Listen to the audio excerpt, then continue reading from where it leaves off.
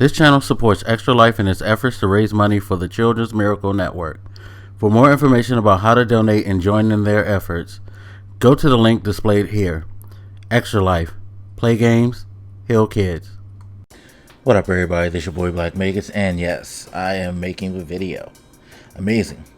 A lot of news came out in the last, I would say, 24 to 48 hours about the Xbox Series X and Series S, as it has now been revealed, thanks to a quote-unquote leak that was on Windows Central, which, by the way, at this point, if y'all think that was a legitimate leak of information,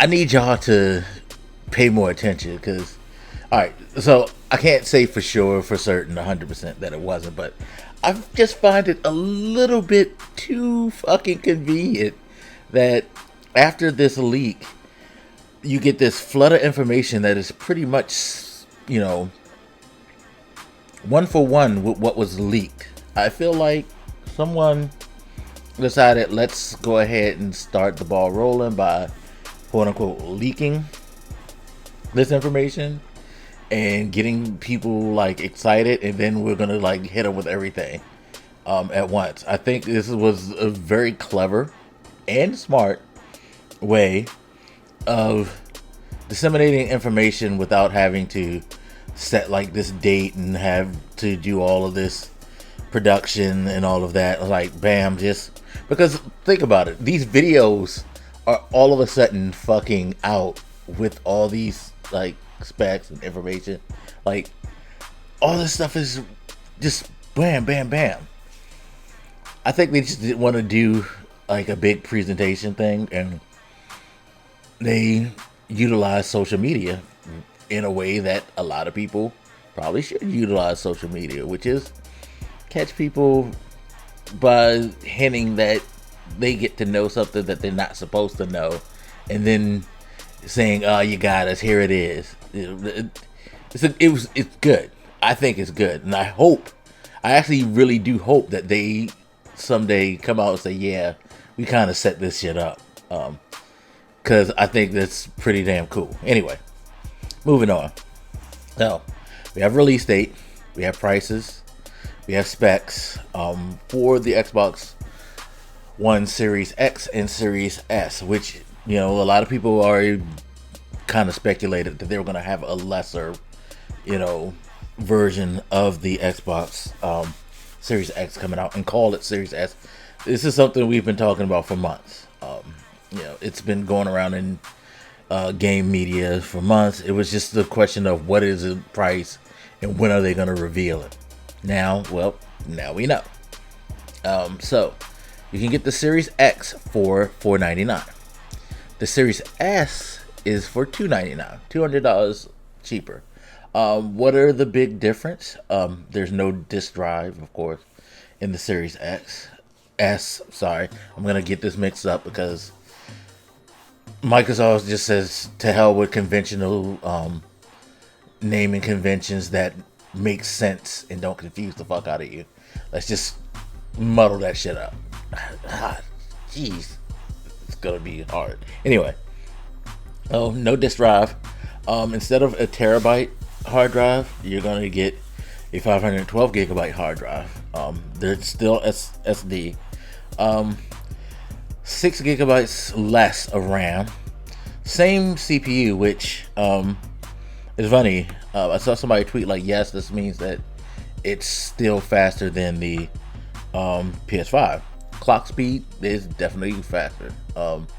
But reading, and by the way, thanks to Tom's Guide. Tom's Guide is still one of the, you know, great places to look up information and read about this stuff.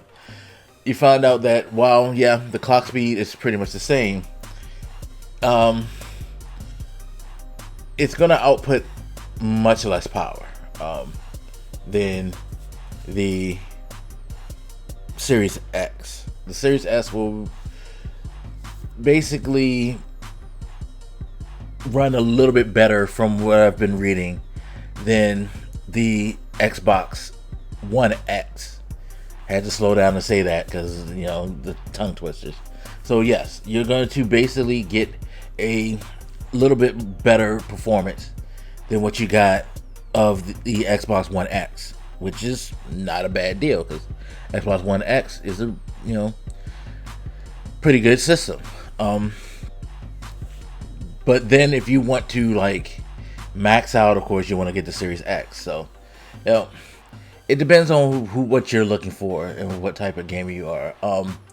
I would say the thing that would shade me more to the Series X than the S would probably be the hard drive space off tops. Although these current consoles, these new coming consoles are going to allow you to add storage to your leisure, but you know,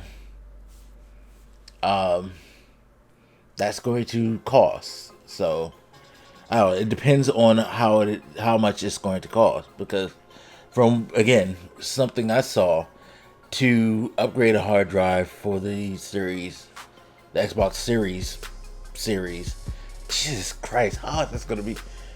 The new generation of Xbox consoles, I believe you have to get a, you know, proprietary hard drive. Someone please correct me if I'm wrong. You can't just go in and like say, oh, I'm just going to get me a Samsung SSD. No, you have to get to them, and I believe when I saw the tweet, it costs around $200 for one of their hard drives, or at least one model of their hard drive. So you'll be bumping up into the Series X territory. So I don't know.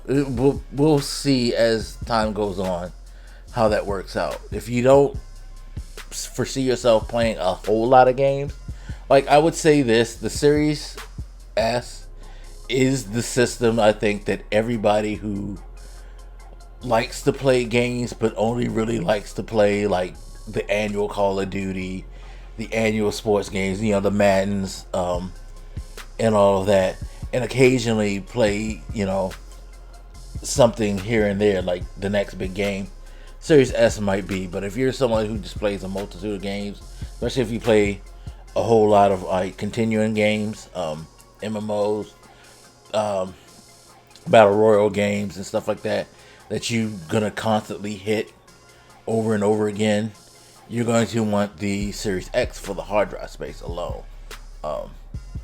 Definitely. Now they're both going to run at 4K, kind of, for the S. The S is pretty much going to be like the latest PlayStation Pro and the Xbox One X. It's going to be the 1440p upscale, so it's not going to be true 4K, whereas Series X will be true 4K. And I think that's about the gist. They're both supposed to be 60 frames per second. So if you're into that, that should please you. You should be able to run up to 120 frames per second. Generally, that's something that they've said is going to happen on backwards compatible games. So an older game will probably have a lot more chance of hitting that 120, I guess, than a newer game, depending on how it's developed. Yeah. So Microsoft also come out and said, just before I start recording, that they will be adding EA Play to the Game Pass. So that adds more value to Game Pass. Another thing is they've announced also that you will be able, they put out a lot of news, people, that you'll be able to get a current console under a new program of theirs. Not really that new. They tried this with the previous Xbox, where they were going to basically try to get you to get a system and pay at a monthly, kind of like a monthly rate type thing. And if I were better prepared, I could have had it. Xbox All Access is what it's called. Sorry, had to pull it up just to make sure. but you can get Xbox All Access, which is a 24-month payment plan. The prices range between $22.99 to $34.99 a month. $22.99 getting you an Xbox One S with the ability to upgrade to a newer Xbox Series X in 18 months, of course. So you can't just do it off the rip. And then they have a $25 a month plan for the Xbox Series S, and then the $35 plan for the Xbox Series X that you pay over 24 months, which I find very, very kind of sketchy, but it'll appeal to a lot of people, because for a lot of people, just coming out and paying $500 at one point, like, it's not going to be all that easy, especially, Lord knows, in these days and times with COVID. But so that's giving people the option to like invest and get their console. You will also get 24 months of Xbox Game Pass Ultimate with that. So you don't have to actually invest in paying for that, or do you? Here's the thing that I find interesting about that.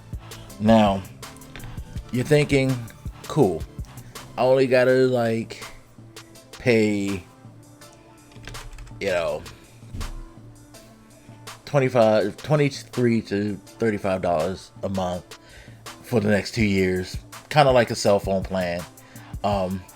Again, if you get the least lesser one out now, it will work kind of like basically an upgrade system, cell phone plan. Like how I have the Galaxy Forever plan, where I can upgrade as soon as another one comes out. Or some people may have a plan where, like, yeah, you're renting your phone, but after 18 months, you can just upgrade to the next one, with no extra cost or whatever, or to whatever the cost of that one would be. So, yeah, that sounds all good, but if you do the math, you're going to pretty much be paying for the whole thing, and almost more than what you're paying for, to be quite honest, because that price is going to include the cost of it's going to include the cost of Game Pass as well. Like currently, what's the cost of, let's see, what is the cost of an Xbox One S? Current cost of an Xbox One S is $300, right? So if you were to go out and get one, you would pay $300. Now, 24 months, you'll be paying $552. Yep, $552. Now, that's kind of a discount for that, because at least a really good discount for that, because if you think about it, if you were to pay the monthly fee for the Ultimate Game Pass, you'd probably spend about $360. So with $660, but with this plan, you'll be spending about $550 for the Series S. But as you go and escalate through the prices, you'll see like the discount is going to be a little bit less, especially as you get to the Series X. It's $840. So you take away the $360 that you originally paid, plus the $500 for Game Pass, plus the $500 you're gonna pay for the console, and you're gonna save about $20. So, yeah, not a huge difference, but hey, it it depends. Like, again, if you feel like you can't afford it, but you think that $35 a month is better than a wholesale bump, hey, do it. I think so. Doing the math, you're better off getting just the Series X. Don't, for one, I'm trying to figure out why you're still gonna get the Xbox One S anyway at this point, especially with the Series S. Like for $2 more a month, you can get a better console. It's weird, but you know, it's options. Xbox is doing options, which is pretty much the theme of this whole thing. Is Xbox is all about options right now. They want to keep the brand alive, so what they're doing is they're turning it into a more of a service base, thing than anything. That's why they're giving you these different options at a wide range of prices, and good on them.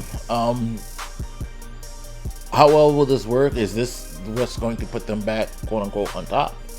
Who knows?